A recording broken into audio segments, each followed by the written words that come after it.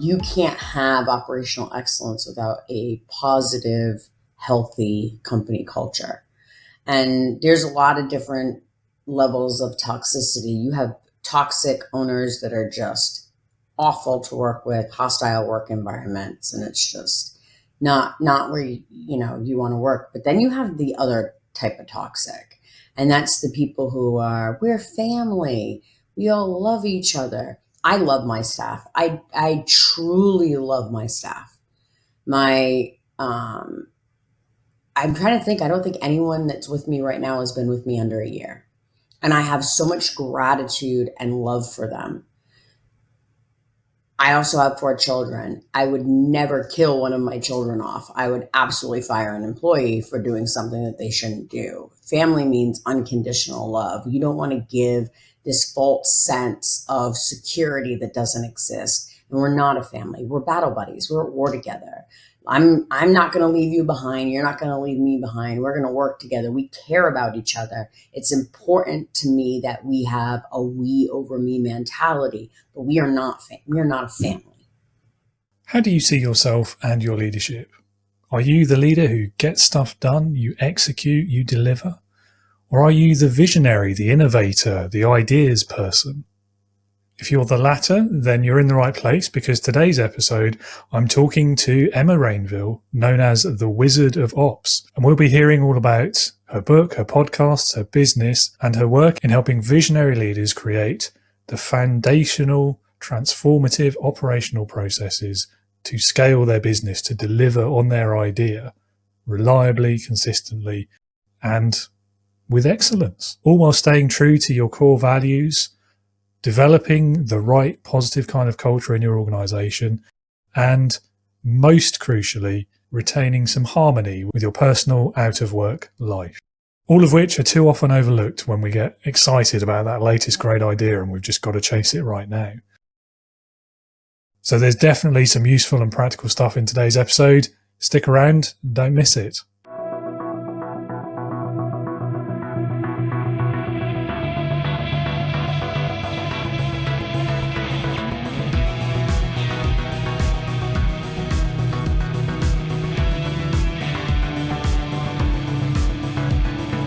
Welcome to the Leading with Integrity podcast. Leadership talk for the modern manager. With your host, David Hatch. Emma, welcome to Leading with Integrity. Great to have you on the show. Looking forward to our conversation today. Thank you for having me. I'm super excited. Yeah, and well, in at the deep end, really. Tell us a bit about yourself, what your background is, what you do, why you do it.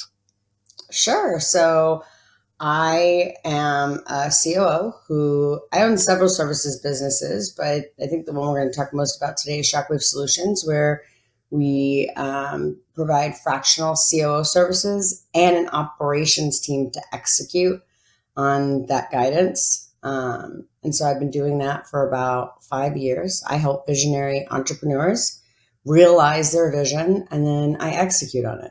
Simple as that. Simple as that.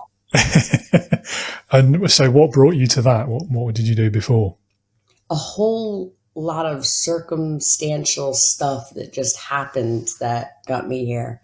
I started out going to school, trying to figure out what I wanted to do and paying for it with operations jobs. And then after 2 master's degrees and a PhD, I was like, oh, well, yeah, probably I should have been going to school for operations this whole time. But instead, I got the experience. And so I was the director of operations. I found myself the director of operations of the largest HVAC company in the state of Texas. And I got promoted to COO. And then life happened and I moved and I got a remote position as not really an operations role. I was contracted to come in and create processes, create a few divisions that they didn't have established. And then over time, the owner hired me as his COO.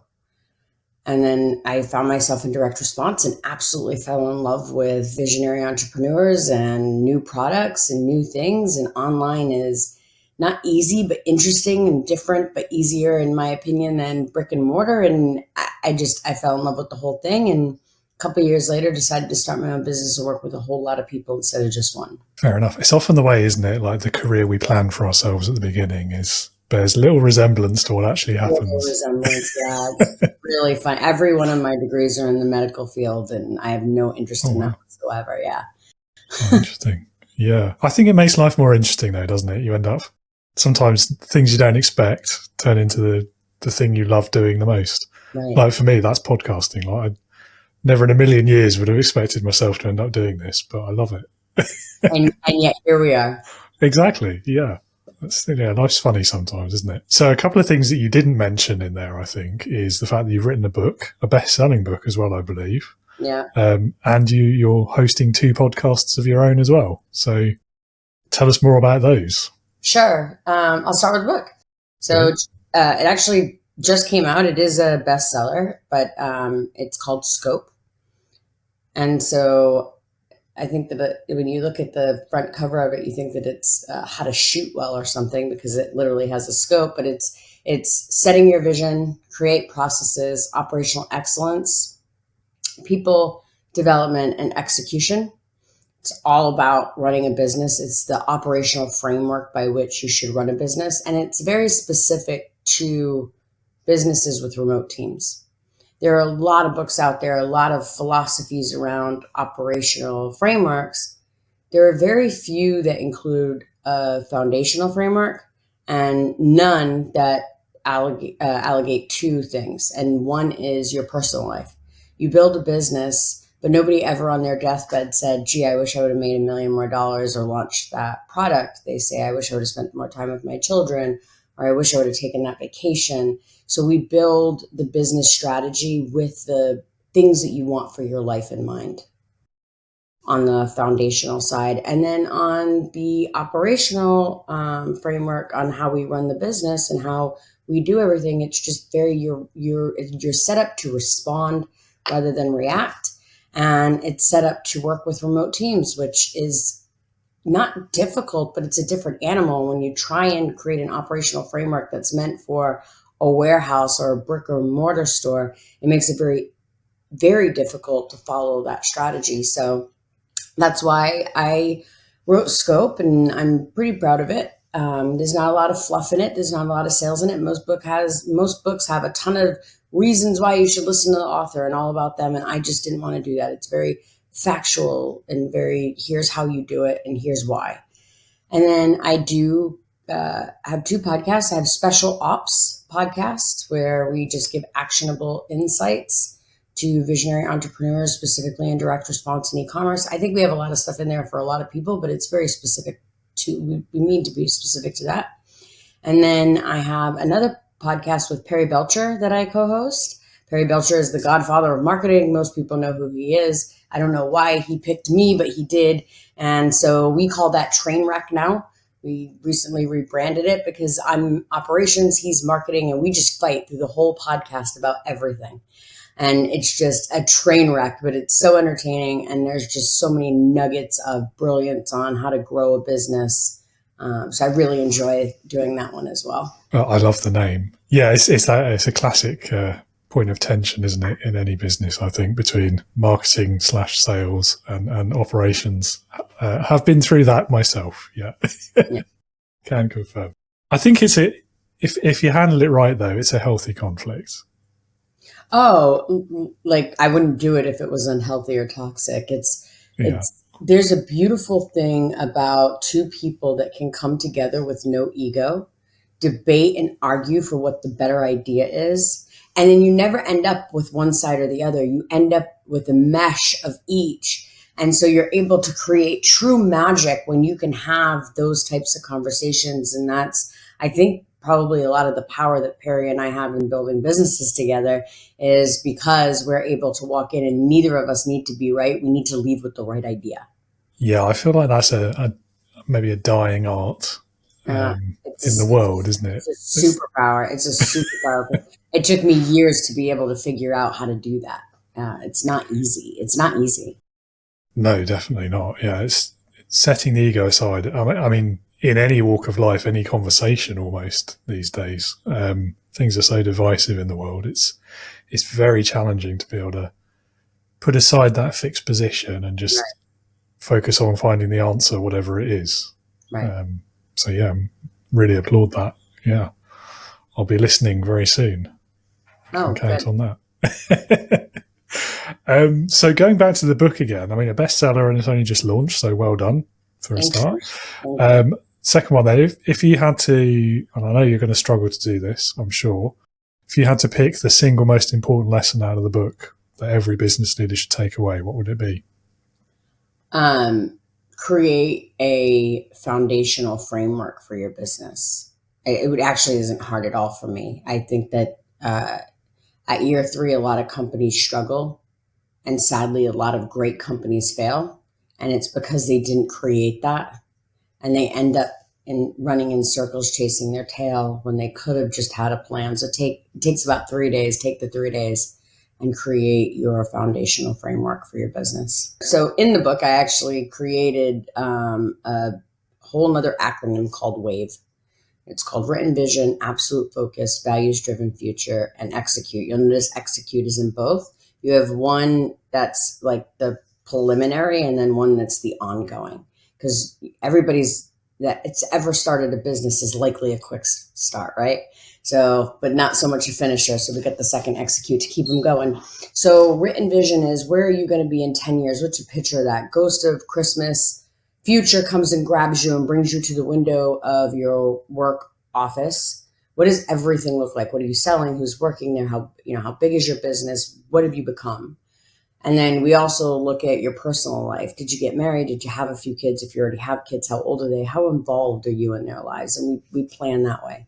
And then we go back and say, what are the 5 and 3 year, I call them flash forwards, but they're essentially milestones. What are the milestones that you need to get at year 3 and year 5 in order to get to that year 10?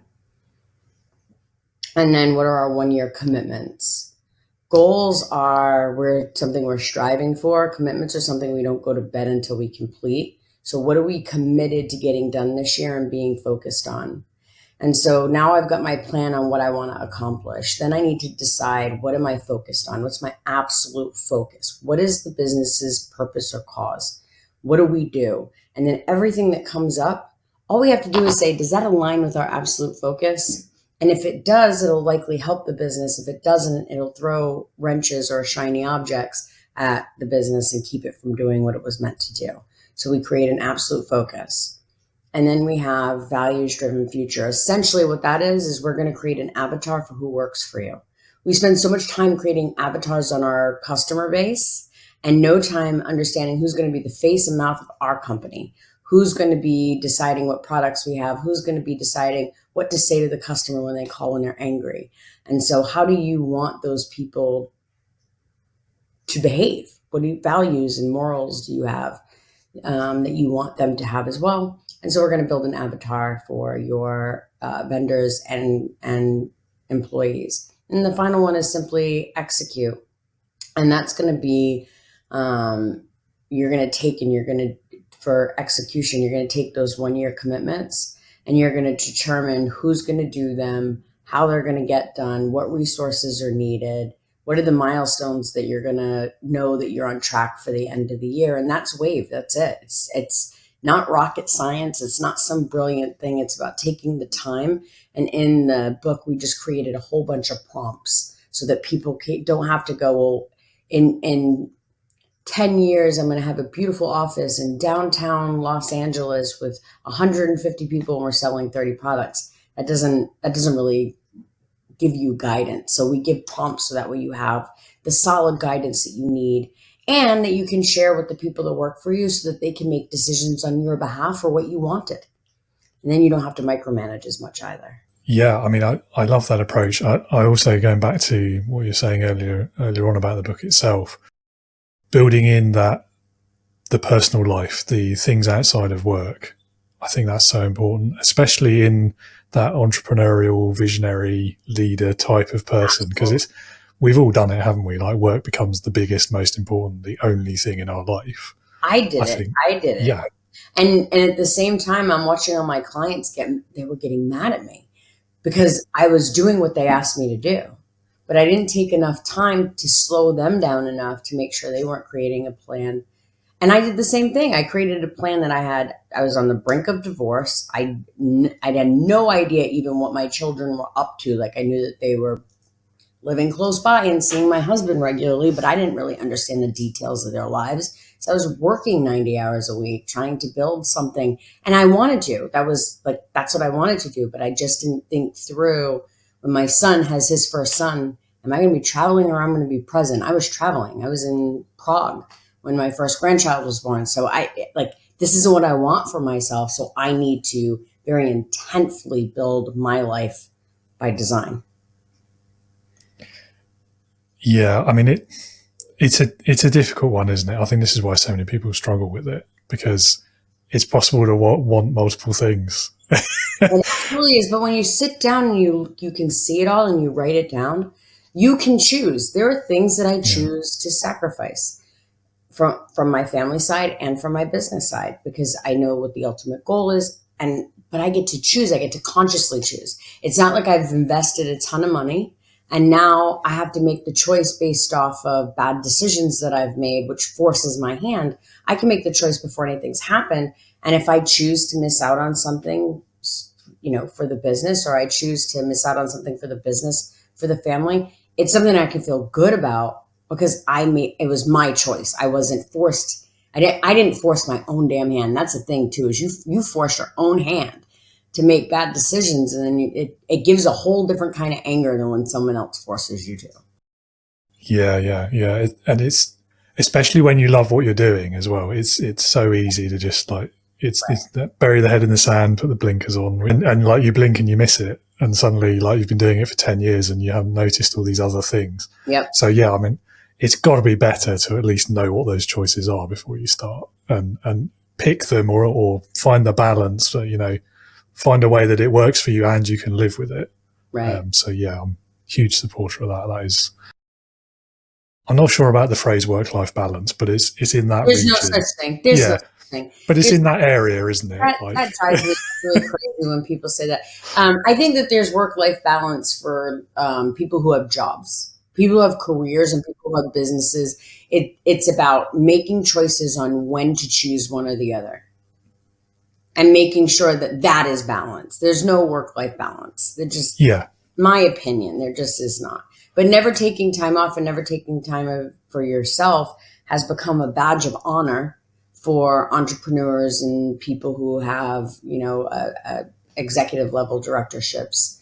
And it just shouldn't be. It just shouldn't be. My biggest badge of honor is I took 30 days off work last year. Me and my husband sailed on a boat to the UK over 2 weeks, and then spent 2 weeks hopping around the UK, just being absolutely in love with each other and having a great time. And I think I worked 6 hours that whole month.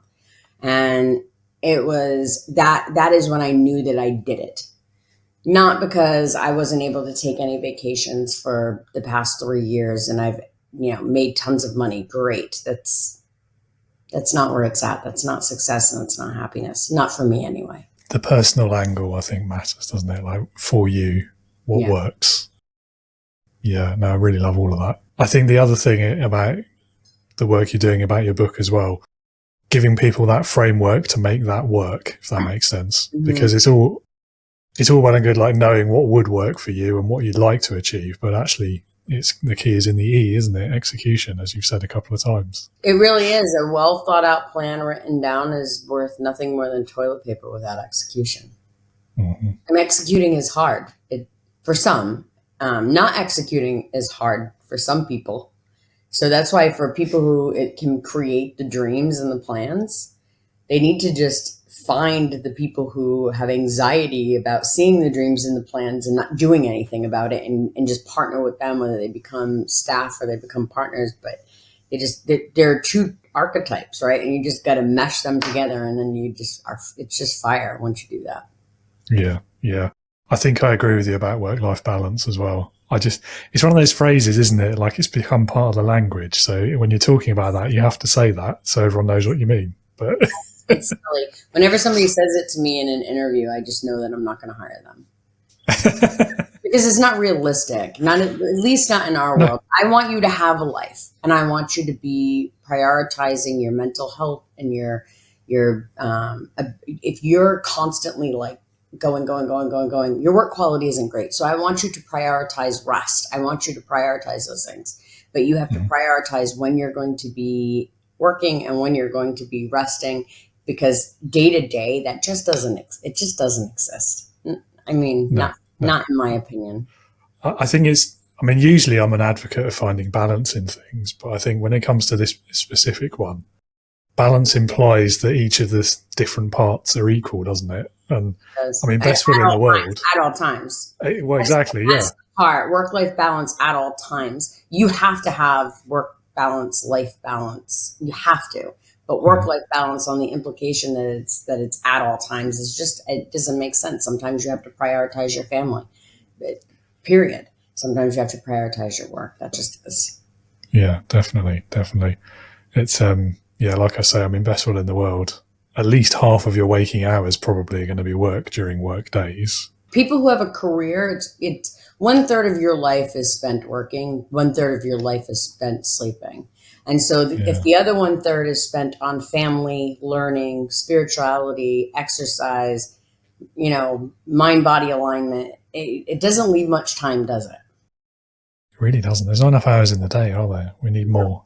There really is not. So you need to know when to place those things. I not to get off tangent a little bit, but no, it's okay. I hate the fact that it's a Monday, Friday, take the weekend off.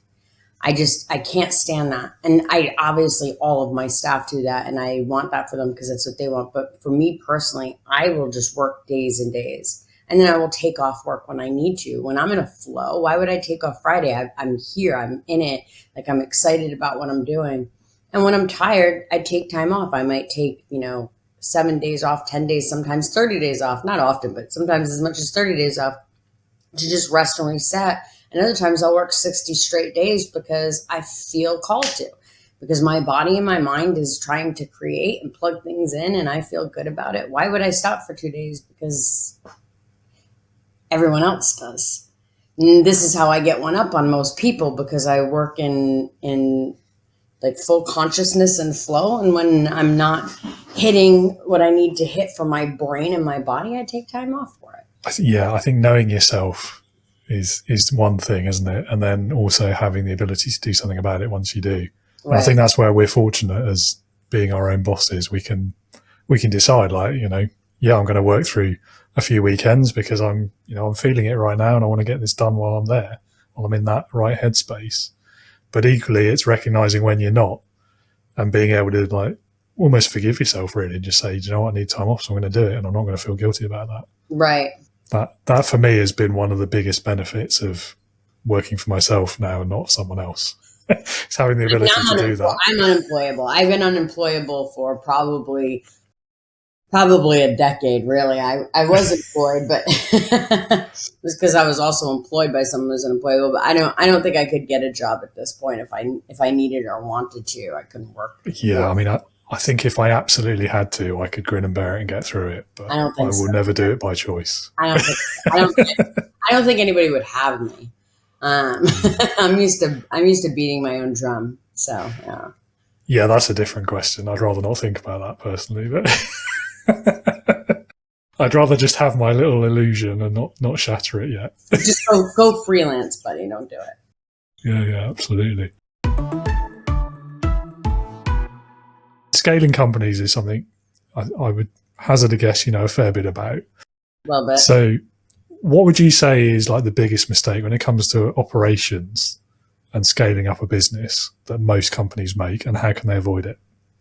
So I'm going to sound like a broken record, but not having a plan, right? So they see shiny objects, they try to implement it. They see shiny objects, they try to implement it. When you have a plan, when you have a foundational framework and then an operational framework in your business, you because you review it every quarter and every year, you have the opportunity to add things in when it's appropriate and when it fits the company's mission, right?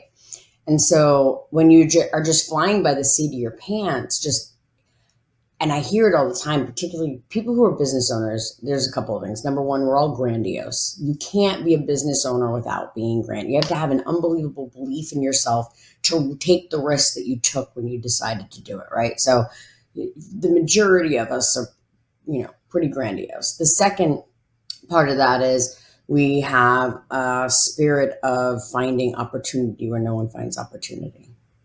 And so we're constantly looking for it. And there's lots of opportunity out there. I'm stealing this from someone else, but if you think about your drive into work today and how many red cars you saw, you couldn't possibly give me an answer. But if I told you before you left for work, I'm going to give you $50 every time you count a red car, you'd be able to tell me the exact number of red cars you saw, right? Visionary entrepreneurs, most business owners are constantly looking for the red cars, so they see so many of them. The problem with seeing so many of them is like, oh, I could make $1 million doing that. I could make $250,000 doing that. I could make $300,000 doing that. And then we don't focus and spend enough time on the stuff that we've already started to implement to actually make that work. So we think that we're stepping over we're stepping over dollars to get to dimes. But the reality is, if you don't home down on one thing and work on that and make that profitable before you go try and do the next thing, unless you have a massive amount of resources and can implement a whole new team, you generally find yourself spinning in circles with uncertainty and doubt on what priorities are. And that is where I think I've seen $15 million companies tanking because of that thing. I'm not sure if this is a quote or a cliche, but I feel like the biggest strategic mistake is not having a strategy. And maybe that's dumbing it down a bit. But I mean, if that were the case, what do you think would be the second biggest mistake? Sure. Not understanding your numbers. The amount of business owners that can't tell me revenue, they can't tell me profits, they can't tell me what their balance sheets look like. They just know they have money in the bank. And so I like to go so far as to understanding each one of my products, how much each product or service is bringing in revenue, is bringing in profit. What does that profit amount expend on the resources of my business? What is it costing me to get there? And then I like to look at it holistically to make sure I'm in alignment for what's best for the business, for the staff in the business, and for the longevity of the business. I just don't think enough people have any idea what their numbers are. And when you are like that, you're going a million miles an hour into a brick wall.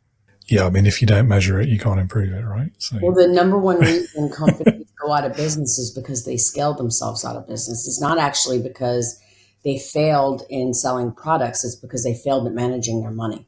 And so as you grow, it costs you money to grow. And if you're not paying attention to those costs, a lot of us don't make money on day one. The money comes a little bit later. And so inventory, labor, traffic, media, all that costs money. And that money's due today, but sometimes the money we make, it doesn't come until later. And if you don't understand your numbers, you can easily scale yourself right out of the ability to run your business. And I've seen it, sadly, way too many times. And in the businesses you work with that have succeeded, what do you think is the common thread, aside from doing the opposite of what we've just talked about as mistakes? Sure.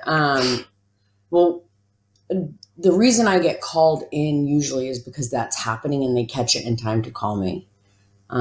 Actually, I'm very fortunate because only one time in my career have they called me too late, and there was really nothing I could do. Number one, if they never have a strategic plan, but they go and they create one.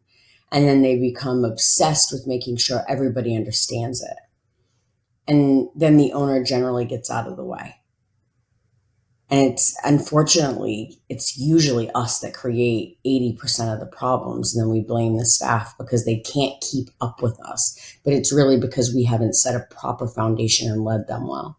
And so that's the number one thing. The number two thing is they get really hyper-focused on, you create a checklist and they're hyper-focused on each checklist. They don't worry about the big picture. It's like, this is what I need to solve today. We get that solved, and then we move on to what we need to solve tomorrow. And then we get that solved.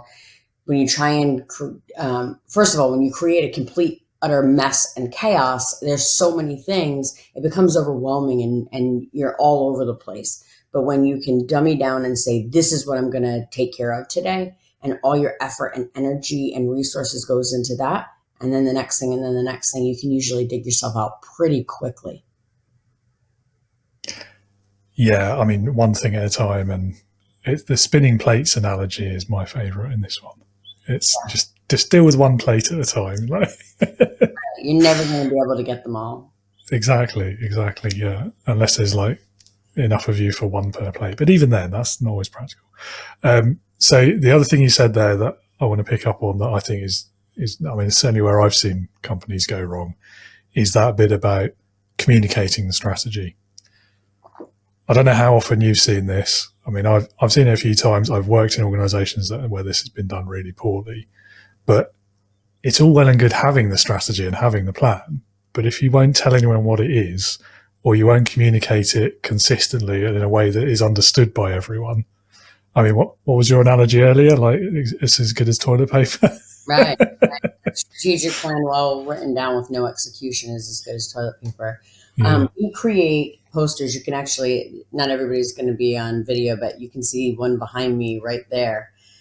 We create posters, and what we have for our businesses is like a little snapshot of where we're at in 10 years, the milestone for 3 and 5, and the commitments well written out on it.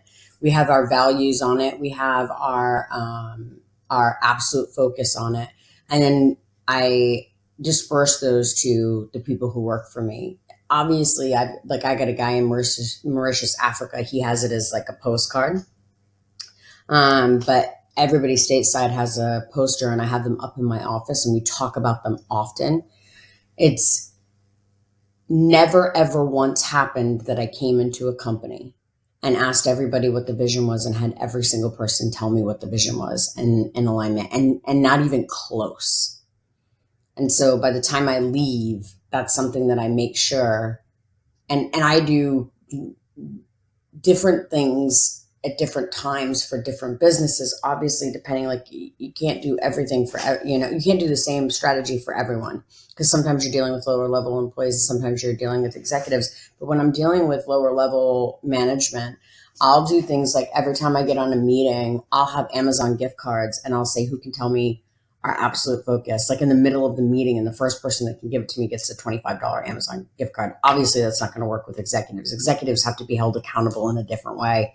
But you just have to make it gamified and fun, and make sure that people know it and live it and remember it. And then the other thing that you do is when you do your reviews, you review it with them. Every time you do a quarterly review your business strategy. These are the people, whether they're answering the phone to your customer service person or planning out your sales funnels, these are the people that are responsible for your business. They need to know your vision for your business.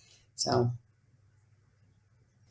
Yeah, and I would add a layer of detail to that as well. I think from a leadership perspective, especially when you're dealing with those middle managers, let's say, who are leading the people at, I don't know, the coalface, whatever the business happens to be, whatever that looks like.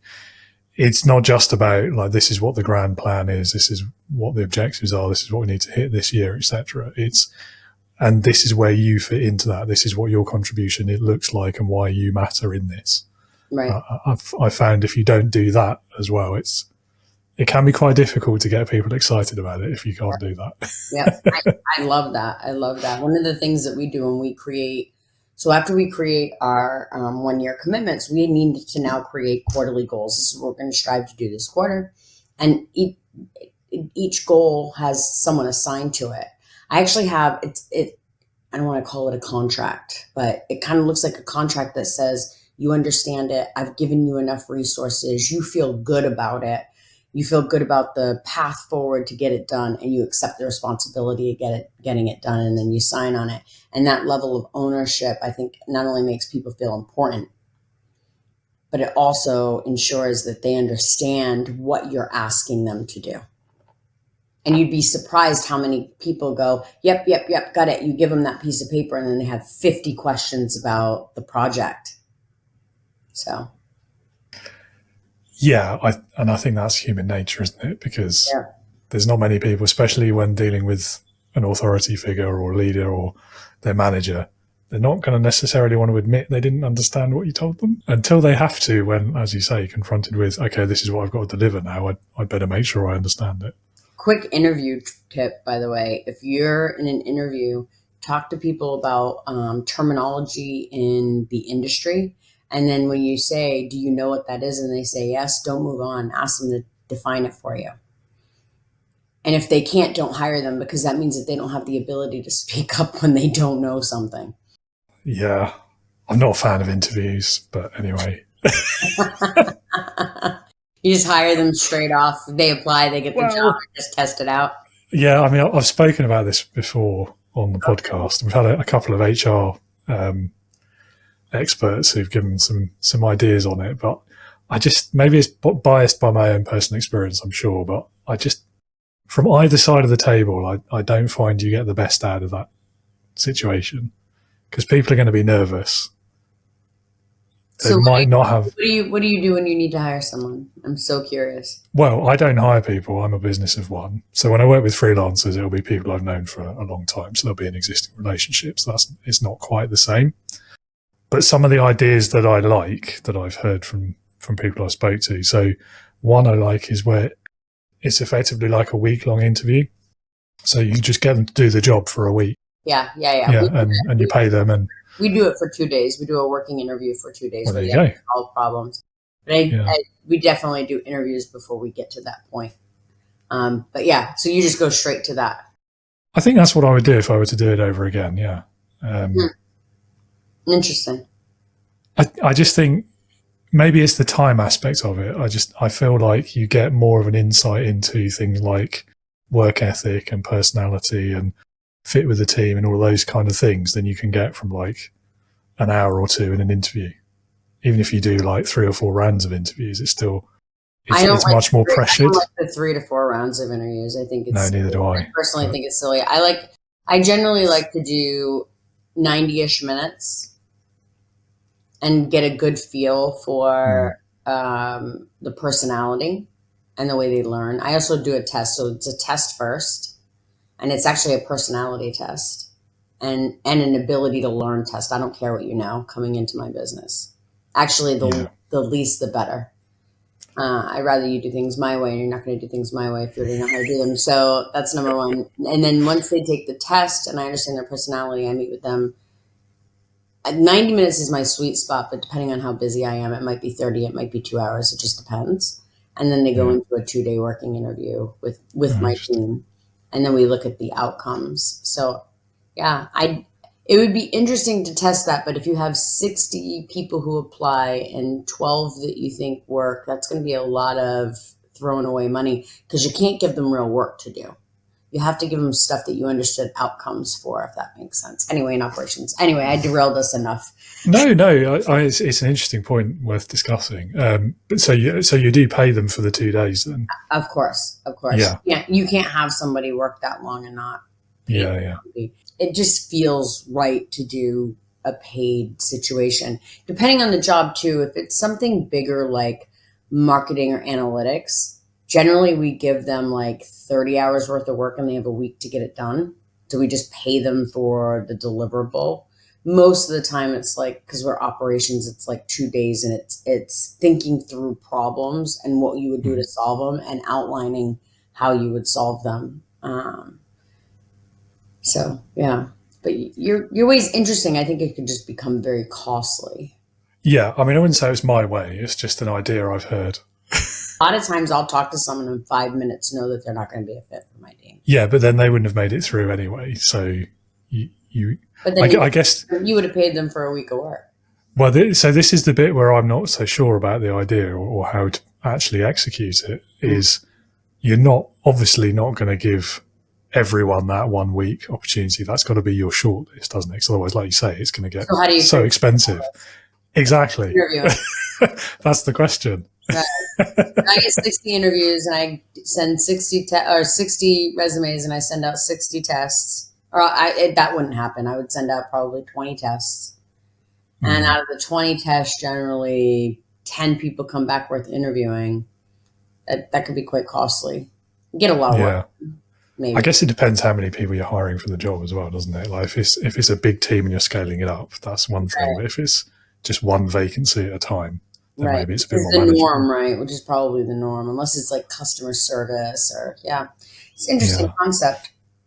Yeah, I think for me, the reason it appeals is that it's the bit about paying them for their time. It's valuing their time. Because I think that's the bit that gets lost in a lot of recruiting processes these days.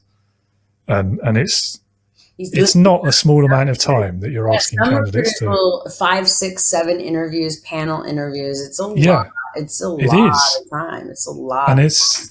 And if they're serious about it as well, it's not just the time they spent interviewing. They're prepping. They're doing their research. They're putting a lot of effort into this. Yeah. So, yeah, for me, it's about respecting that time, I think. But anyway, yeah. I mean, the caveat to all of that is if you have a system that's working for you and you're getting candidates that are a good fit for your organization, then ignore me.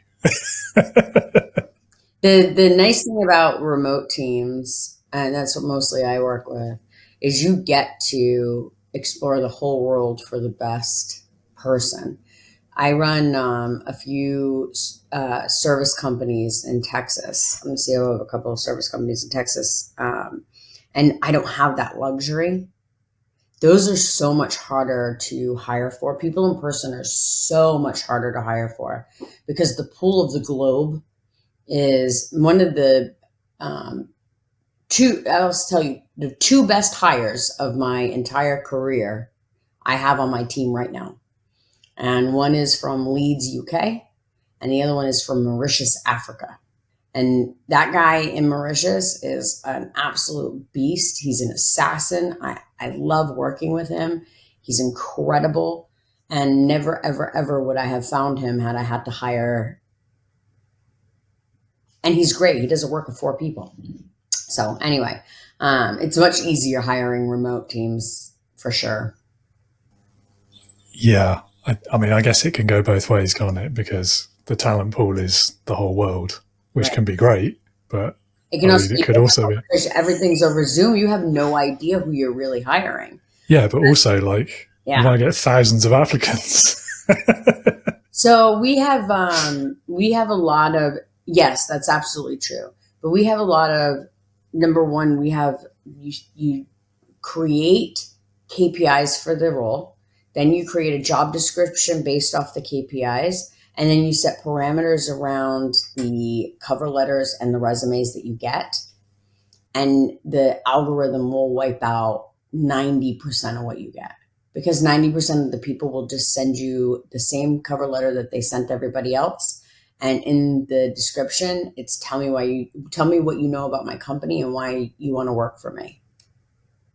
And 90% won't do that. So you just take all those out and then you only go, who's serious? Yeah, I mean, the other thing I was going to say is like this is why I don't quite understand the people who say things like remote working is not the way forward and it doesn't work for my business and all of these kind of things. I mean, all of that potential talent that you're just ignoring. That's like saying AI is a trend. Well, yeah, this is it, isn't it? I don't understand it. Like there's so much. I mean, even me as a business of one, there's so much that I've managed to do that I never would have been able to do if remote work hadn't become more of a thing in recent years. I mean, this podcast is one of them, for example. Well, COVID taught us a lot about a lot. Yeah. A lot about a lot. And we had 3 clients that had all of their business in a building. And so one absolutely needed to be in a building. They absolutely needed to be in a building. When they sent everybody home to work, production went down. It was a media buying agency. Their profits plummeted. They needed to be in the same space. It was too serious and people needed to be too close. But the other 2, they flourished. I mean, the productivity of people, they weren't yapping at each other all day. There was no drama one of the businesses was 23 women. In between the ages of 22 and 30 and 1 man. And it was an absolute sorority house of a shit show. And so, yeah, they did a phenomenal turnaround when they went remote and we never went back. Yeah. I mean, it's hard to imagine office politics being worse when you're working remotely. Yeah. I believe that a lot of not all, but a lot of business owners that believe that, it's because they have a fear of their own abilities to hire and lead. and they have a fear that their employees will, buck off and watch TV and not work. And that's just not the reality of the average remote worker. The average remote worker actually works, are you ready for this? More active hours, working 18% longer because they don't know how to shut off at the end of the day. Because dinner is ready, but they just need to finish this one thing, so they end up eating in front of their computer. This is not necessarily healthy, don't get me wrong. I'm not trying to create toxic work environments, but the fear is it's just not reasonable or justified. Remote workers work more and produce more because they have less distraction as well. Yeah. I mean, there's an irony there, isn't there, that those employers, those bosses, they're worried about people slacking off when they can't see them. And actually, the complete reverse is true. And actually, those employees are probably harming their mental health and their stress level and their, Yep. I'm not using the phrase we talked about earlier deliberately. But yeah, it is a difficult, I think as a society, I think we've got better at that since COVID because we've had to. But I think there was definitely an adjustment period where we had to learn how to work within that when the lines between work and home were literally blurring. Right. And, not everyone was as fortunate as we were. And I mean, there were people who were working out of their bedrooms and things like that. I mean, That must have been really difficult. You're literally working where you sleep. Right. Right. I think we've got better at it generally. And now it's why it confuses me, and it also worries me when we see these things about return to office and it all being mandatory and all this kind of thing. And it's not great for anyone, but least of all the business owners. I just don't get it. Yep, I agree. Anyway, so slight tangent from that then. You mentioned about values earlier and it's on your posters. So, I mean, what role do you see the culture of a company playing in that operational excellence that we're all looking for? You can't have operational excellence without a positive, healthy company culture. And there's a lot of different levels of toxicity. You have toxic owners that are just awful to work with, hostile work environments, and it's just not where you want to work. But then you have the other type of toxic, and that's the people who are, we're family, we all love each other. I love my staff. I truly love my staff. I'm trying to think. I don't think anyone that's with me right now has been with me under a year. And I have so much gratitude and love for them.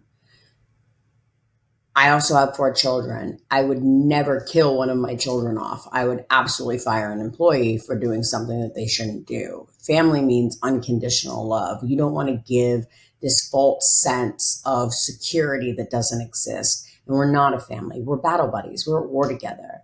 I'm not going to leave you behind. You're not going to leave me behind. We're going to work together. We care about each other. It's important to me that we have a we over me mentality, but we are not a family. We are a battalion, and we are at war, and we are going to work together and always work together for the greater good of the team. But that type of toxicity, I see it all the time.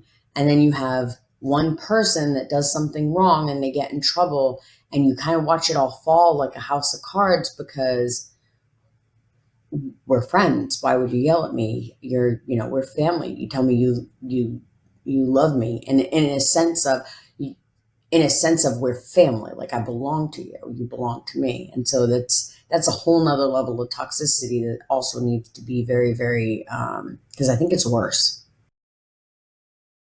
I would agree with that. It's a pet hate of mine is people using that particular F word when talking about their colleagues.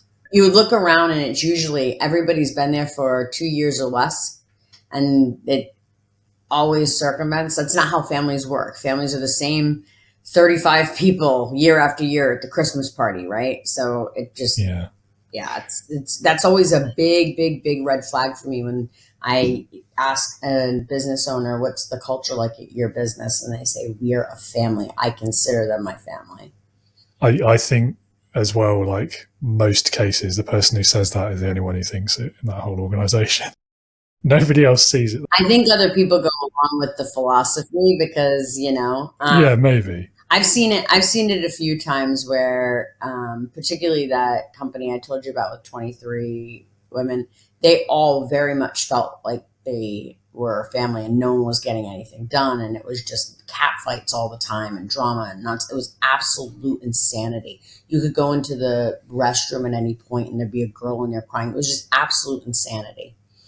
And it was acceptable because we're family. Mm. And so my employees' problems are my problems. And I believe that wholeheartedly. If Richard is going through something that's really affecting his life, it's going to affect his work, and that becomes my problem. That doesn't mean that everything that his business is his business. If he needs my help, I'm his employer. He's helping me build my business. It's my job to help him in any way that I can that's appropriate. Because you can't leave your problems at the door. That's not real. But at the same time, it's not like, oh, you seem to be having a bad day. Are you having a fight with your wife? What's going on? How can I, it's just that's a whole nother level of inappropriate toxicity in culture. Not to drop the B word again, but I think there is a balance to be had between the two that is the right way, that is appropriate, but can still show that you care. Yep. And I think, so my biggest problem with the word family, you hit the nail on the head with one word, and that was that word unconditional. And I think that is the cause of toxicity in both directions there, because it's not long before it's just the expectation that you'll work super hard, you'll do like 15 times the hours you should because we're family and that's what family does. No. And ultimately it just becomes this, like, I don't want to bring gender into it, but quite often when I've seen that, there's that person at the top of the organization who wants to see themselves as the father figure. And they may be doing it. Or the queen or king. I think that's... Well, quite. Yeah. It's more the grandiose thing. Yeah. It's that sort of, you're not with it enough to look after yourself. You need me here to look after you. That's my role. That whole mindset. Right. It's just, it's so toxic, isn't it? And it's so, I mean, taken to extreme, it's pretty demeaning, frankly, for the people who are working for them as well. Absolutely. Absolutely. So, yeah. Anyway, and then my favorite comparison was somebody on the podcast last year compared it to being in the mafia. Like, you're part of the family, which made me laugh. Right, but if you screw up, you get shot in the back of the head. Yeah, that actually, quite. I mean, if you think about it, that actually, yeah. I don't know a lot about the mafia apart from the movies, but I don't either. It made me laugh. I know Goodfellas. Yes. Exactly. Yeah. Right. So I'm slightly conscious of time. We've gone off on some lovely tangents. Yeah, this has been so fun. It's very ADD. We're all over the place, but yeah. Yeah, but that just means it was a fun conversation. Right. I do, however, have one last question for you that everyone has to answer, so you've got to do it, I'm afraid. It's called Leadership Heroes. Leadership Heroes. So if you had to pick one person, it could be anyone you like, they could be alive, dead, past, present, real or fictitious, who in your opinion would perfectly embody leadership, who would that person be and why? You're going to hate my answer. I knew that this was coming because I've listened to your podcast. I've designed my answer in a way that's going to piss you off, but I don't care because that's who I am. Thanks. So I feel like there are two leaders that if I could have them have a baby, we would have the perfect leader, because Steve Jobs and Brene Brown, they have every yin and yang to them. Steve Jobs was a phenomenal leader, but probably didn't make people feel so good. Brene Brown is a phenomenal leader, but is missing some of the elements that Steve Jobs had that really incites innovation. And both of them excite me, and I've studied both of them, and I think they're both phenomenal. If I could just mesh them together as one, that would be so. Sorry. I mean, that didn't piss me off at all, actually. That's quite an interesting answer. That's a very different take on it that we've never had before. I'm not sure how Brene Brown would feel about it, but I'm sure fortunately, I don't think either of us are on her radar. But if we were, although I did call Dan Martell out one time and get a nasty Instagram message. So who knows? But yeah, that's it. if you could take Steve Jobs and give him the softness and kindness of Brene Brown with the determination of the business of Brene Brown, I think that yeah, he's one of those characters, isn't he? He's quite polarizing, but it's hard to argue with what he achieved and the vision that he had. I think he's one of the most brilliant leaders of our time. I just imagine that he wasn't very easy to be around. Yeah, that's what I read. Bet she's really easy to be around. So imagine if you could just... Yeah. Oh, it's an interesting answer. Yeah. Full points, bonus points even. Oh, good. I really thought you were going to try and make me pick one or the other. You don't want to say... You never want to say Steve Jobs because people think you're toxic instantly. But he's just, man, the things that man built and the people he developed, that's the thing that really gets me about him. That's awe-inspiring. Say what you want about his personality. Look at the people that were under him and look at where they are today. He really had a knack for talent development. And I'm sure that you have to have the thickest skin in the world to be able to get there. And I'll bet that there's 3 people for every one who made it that, have, not nice things to say, but the man, just the talent pool that he created from his vision is just inspiring. Yeah, I mean, that's certainly a strong argument. He was a product of his time, I think. And I know it doesn't feel like that long ago, but let's not dwell on how long ago it really was. Yeah, exactly.